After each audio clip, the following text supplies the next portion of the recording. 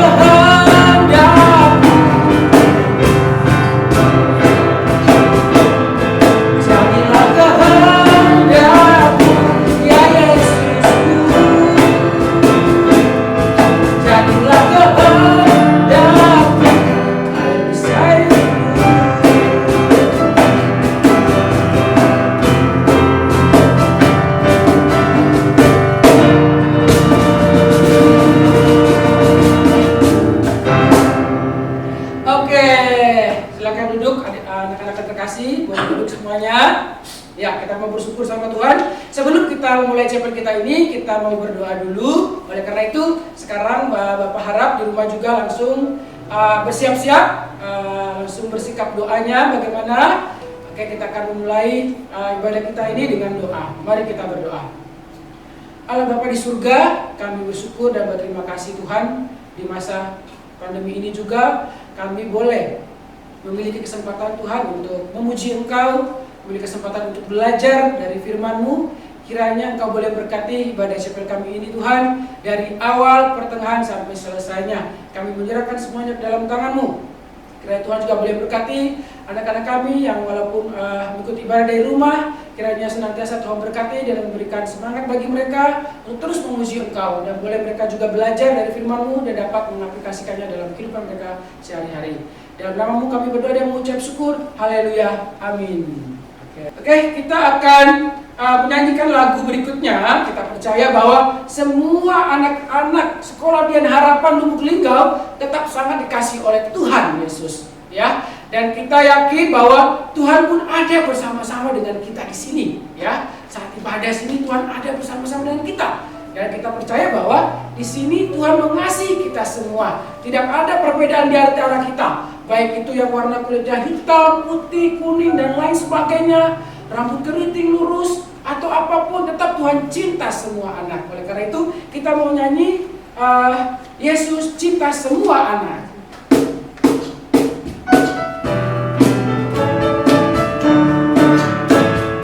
Yesus cinta semua anak, semua anak di dunia. Kuning, putih, dan hitam, semua dicinta Yesus. Yesus cinta semua anak di dunia. Yesus cinta semua anak, semua anak di dunia. Kuning, putih, dan hitam, semua dicinta Yesus.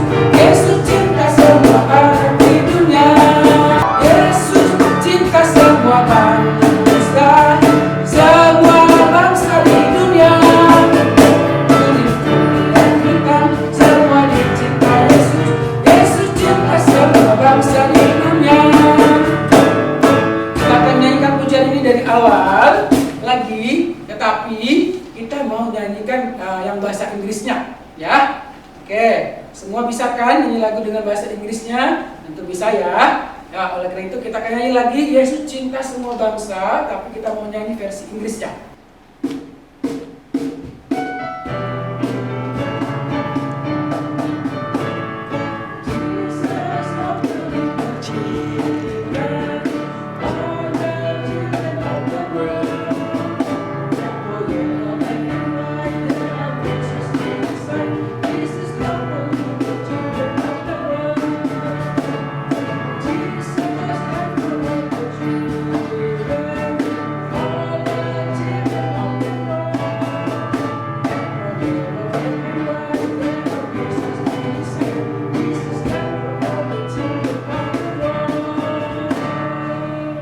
Oke, jadi kita bersyukur karena Tuhan Yesus cinta semua anak. Tuhan Yesus sangat mencintai kita semua, terutama nih untuk anak-anak yang sekarang yang lagi mengikuti chapel, yang lagi beribadah.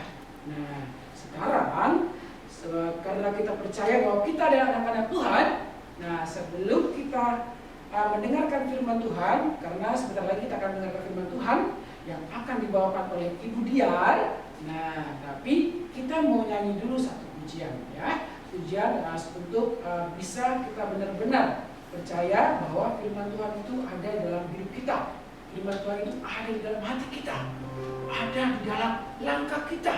Ya, oleh karena itu, yuk kita siapkan hati kita. Kita mau nyanyi angkat pujian. Aku baca Alkitab. Ku buka Alkitab, lalu ku baca. Sret, sret, sret, sret, sret, sret. Firman Tuhan ada di hatiku, ada di langkahku, ada di hidupku. Terus bertumbuh sirami jiwaku. Berbuah, berbuah, berbuah, berbuah, berbuah, berbuah, berbuah, berbuah. Sekali lagi kita nyanyi pujian ini, ya. Firman Tuhan ada di hatiku, ada di langkahku, ada di hidupku. Terus bertumbuh sirami jiwaku. Berbuah, berbuah, berbuah, berbuah, berbuah, berbuah, berbuah, berbuah.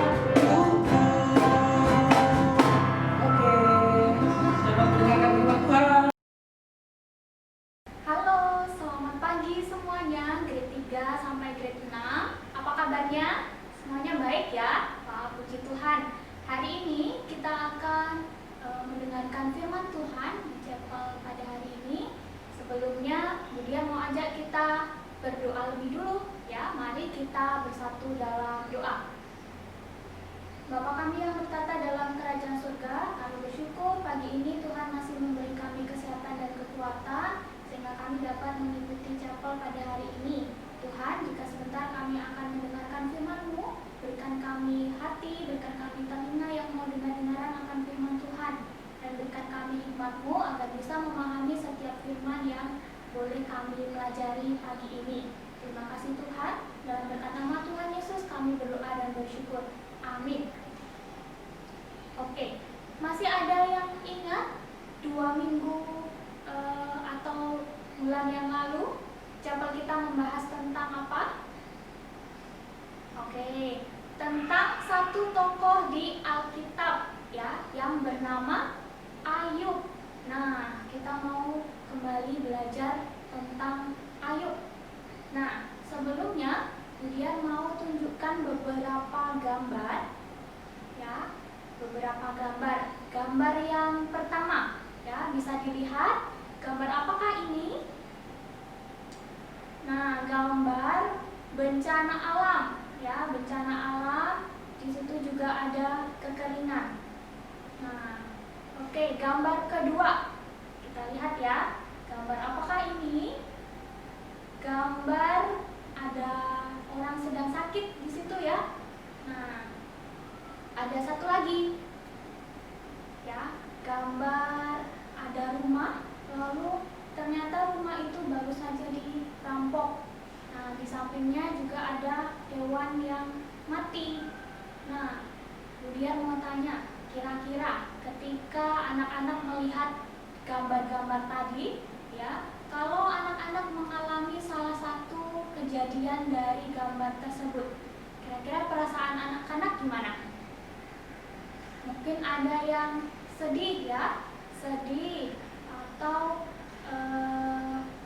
ya kecewa atau merasakan duka cita ya ketika mengalami salah satu dari gambar tersebut atau peristiwa tersebut.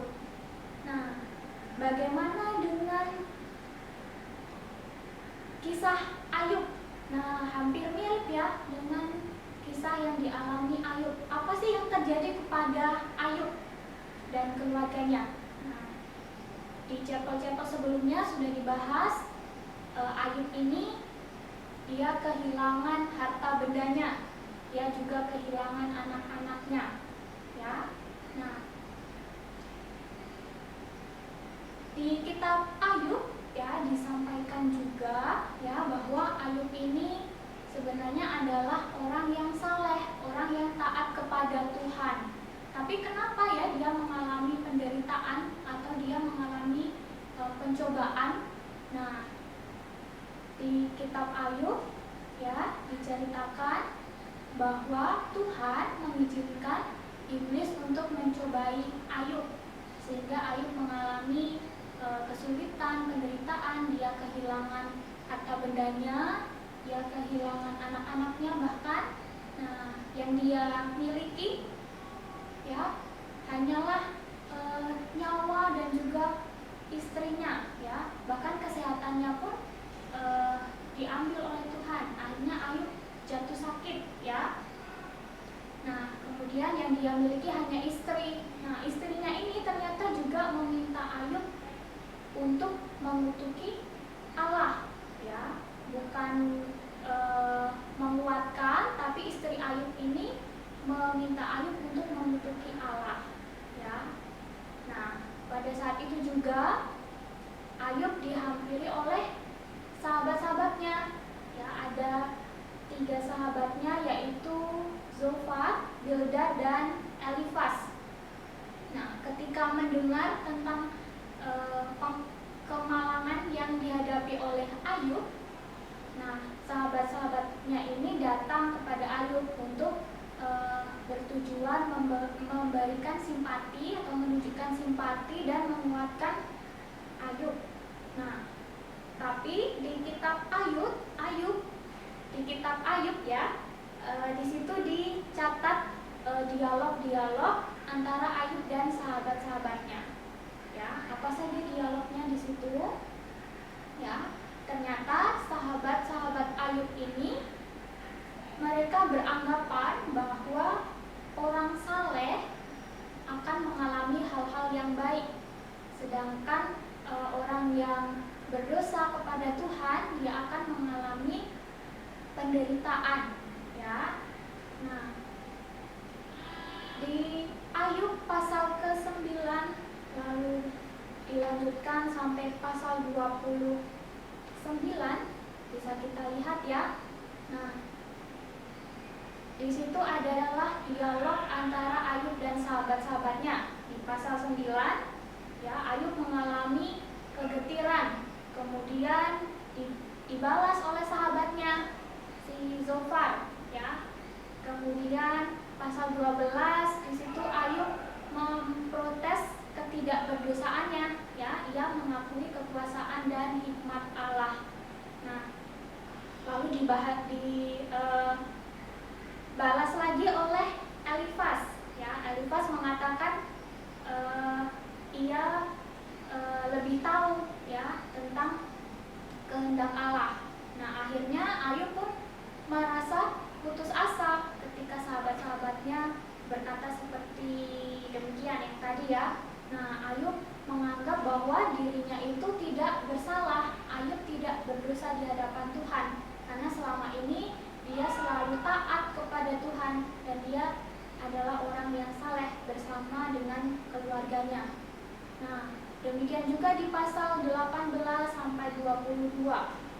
Nah, di situ sahabatnya Bildad ya datang kemudian mengulangi pendapatnya, kemudian dibalas lagi oleh Ayub.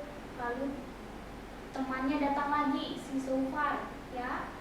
Zofar ini juga setuju dengan pendapat kawan dari pendapat dari teman-teman yang lain. Nah, dia mengatakan bahwa orang fasik akan binasa. Lalu Ayub kembali membalas perkataan mereka ya. Ayub menentang mereka. Nah, bahkan sampai ada temannya satu lagi si Elifas. Elifas melontarkan tuduhan kepada Ayub ya. Dia mengatakan bahwa Ayub, kamu harus bertobat dari dosa-dosamu ya, supaya Tuhan mengasihimu, seperti itu. Nah, kemudian apa yang dilakukan Ayub ya? Ayub membawa permasalahannya kepada Allah ya. Yang dilakukan Ayub ya, ketika dia mengalami kesulitan, penderitaan, ia datang kepada Allah. Nah, ketika ia kehilangan orang yang dikasihi, harta benda ya, Ayub tidak melawan Allah ya, tapi dia datang kepada Allah.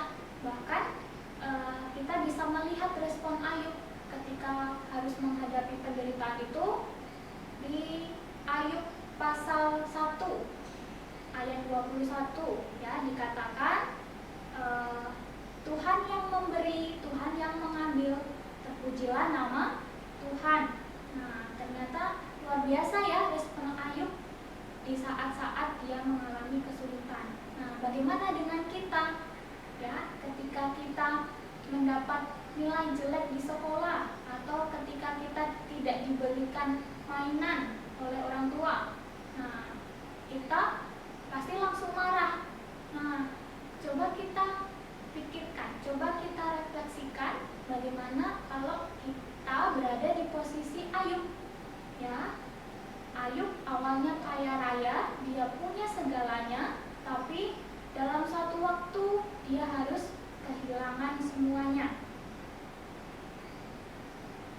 Nah, Ayub membawa permasalahannya kepada Allah. Ia mengutarakan perasaan, keluh kesahnya kepada Allah, dan Ayub juga mempertanyakan sebenarnya apa ya maksud Allah mengizinkan Ayub mengalami penderitaan itu. Ya, kita bisa melihat di pasal 10 ayat 1 sampai 2. Dikatakan, aku telah bosan hidup, aku hendak melampiaskan keluhanku, aku hendak berbicara berbicara dalam kepahitan jiwaku. Beritahukanlah aku mengapa engkau berperkara dengan aku. Lalu di pasalnya yang ke-19 ayat 25, tetapi aku tahu penebusku hidup dan akhirnya ia akan bangkit di atas debu. Nah, di sini bisa kita lihat ya bahwa meskipun Ayub sudah mengalami putus asa, tapi dia tetap memiliki iman percaya kepada Allah ya. Nah, terkadang ketika kita merasa frustasi atau tidak memahami keadaan kita sering mengeluh kepada Allah ya, seperti Ayub.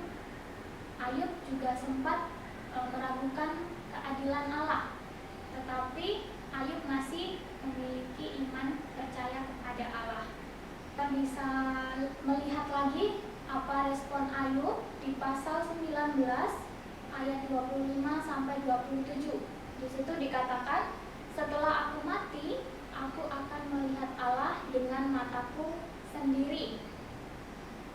Lalu di pasal 23 ayat 8 sampai 10, bahkan ketika aku tidak dapat menemukan Allah, ia tetap melihatku. Itu yang dikatakan oleh Ayub kepada Allah, bahwa Allah sesungguhnya memiliki rencana bagi kehidupan Ayub. Nah,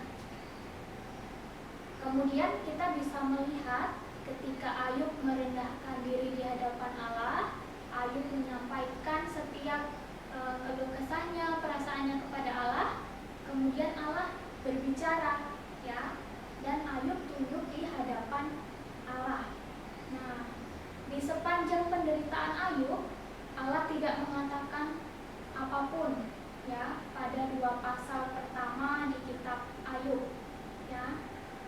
Tapi di bagian akhir ya nanti Allah akan menyatakan ya kepada Ayub dan mengingatkan Ayub bahwa Allah adalah pencipta dan penguasa alam semesta ya.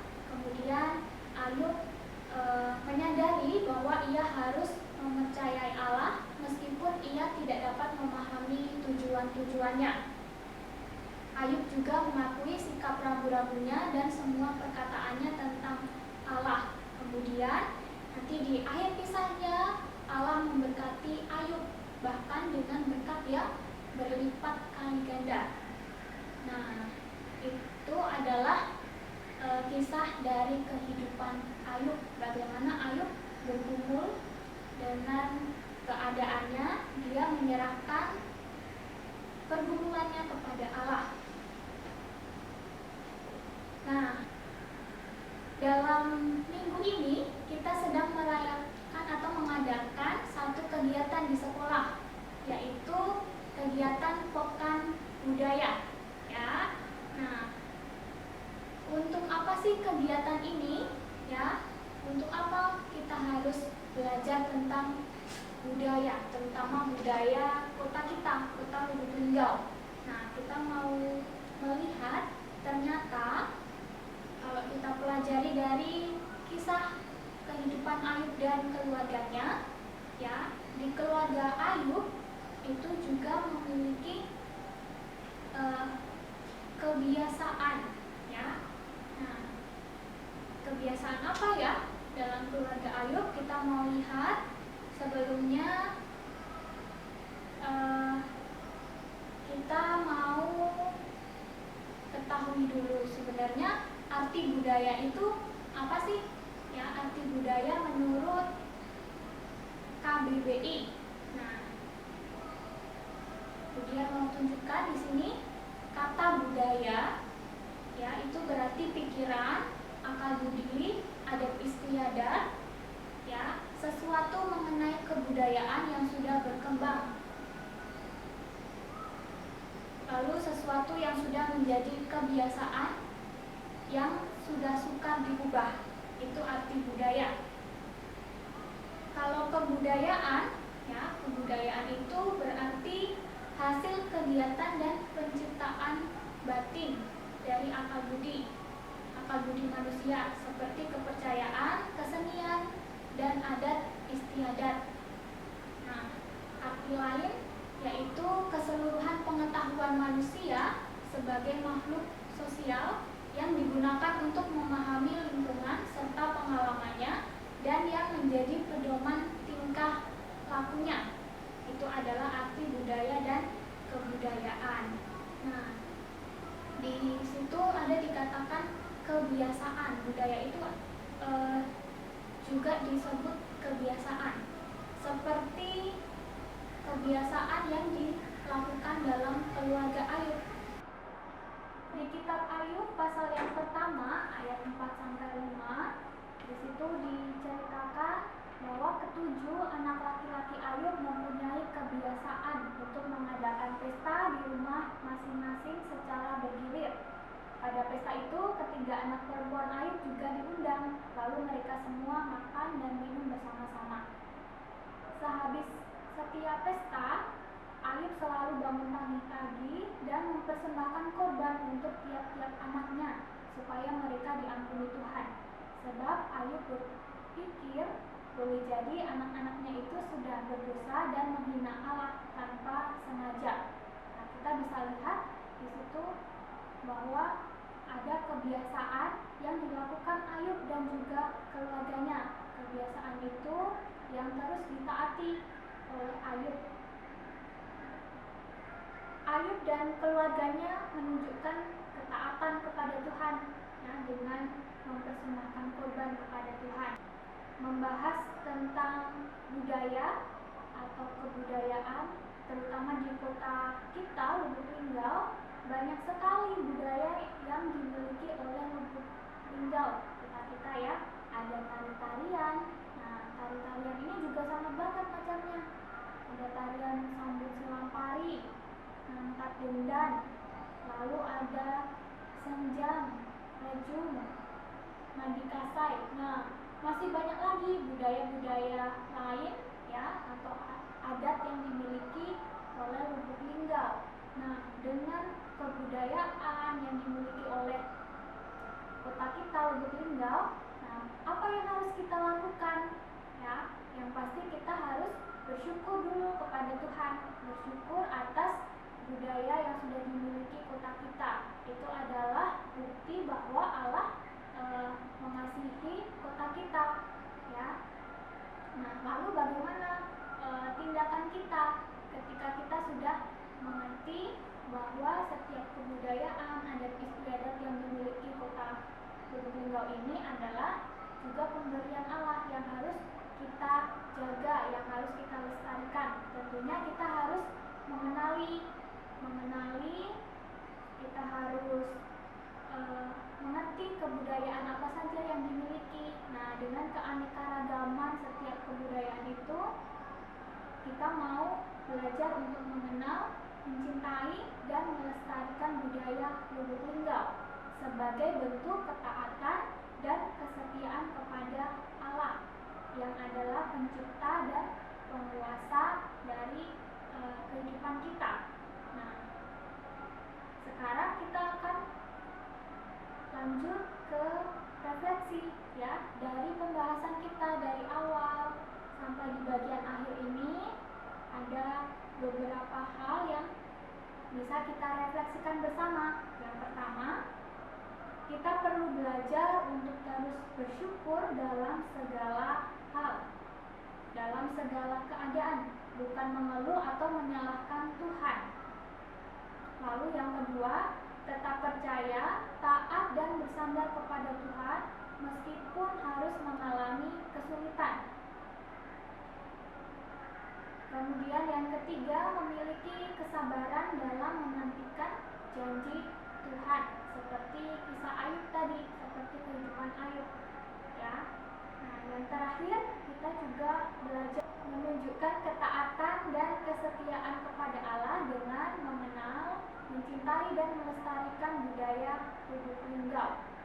Nah, dari renungan kita pagi ini, firman Tuhan yang sudah kita dengarkan, kita mau belajar bersama-sama dari 4 hal yang tadi, ya. Oke. Demikian firman Tuhan pada chapel kali ini. Kiranya ini dapat menjadi berkat bagi kita, bagi anak-anak. Kita boleh kembali belajar dari kisah Ayub, bagaimana ia menunjukkan ketaatan kepada Allah. Nah, kita akan akhiri firman hari ini. Kita akan tutup di dalam doa. Biar aja kita bersatu dalam doa. Semuanya sikap doa ya. Mari kita berdoa. Bapa kami yang berkata dalam kerajaan surga, terima kasih Tuhan untuk firman yang sudah Tuhan sampaikan pagi ini. Kami bisa kembali belajar tentang kisah Ayub, tentang kehidupannya, tentang ketaatannya kepada Tuhan. Meskipun dia harus mengalami kesulitan, tantangan hidup, tapi ia tetap menunjukkan iman dan percaya kepada Tuhan. Kami juga mau belajar Tuhan, menjadi seperti Ayub yang mau terus taat dan percaya kepada Tuhan. Tanamkan setiap firman-Mu dalam hati dan pikiran kami, agar kami bisa melakukannya dalam kehidupan kami sehari-hari. Terima kasih Tuhan. Kami juga mohon ampun atas setiap dosa kesalahan pelanggaran kami yang kami perbuat. Di dalam berkat nama Tuhan Yesus kami berdoa dan bersyukur. Amin.